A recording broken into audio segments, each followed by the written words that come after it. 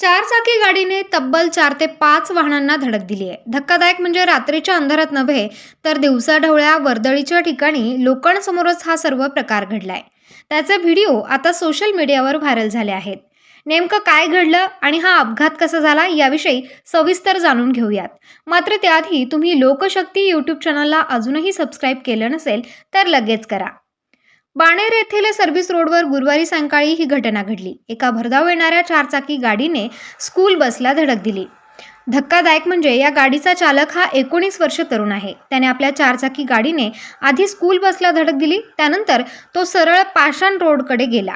त्या रोडवरती पुढे शिवशक्ती चौकात त्याने दुसऱ्या एका चारचाकीला धडक दिली. त्यानंतर पुढे नन्नावरे चौकात असलेल्या गॅरेज समोरील काही गाड्यांनाही त्याने धडक दिली आणि यामध्ये गाड्यांचं प्रचंड नुकसानही झालं आहे.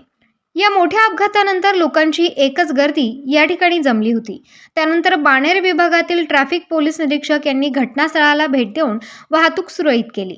दरम्यान गाड्यांना धडक दिल्यानंतर हा चालक पळून जात होता. त्यावेळेस त्याला नागरिकांनी थांबवण्याचा प्रयत्नही केला, मात्र तो काही थांबला नाही. अखेर नागरिकांनी त्याच्या गाडीवर दगडफेकही केली.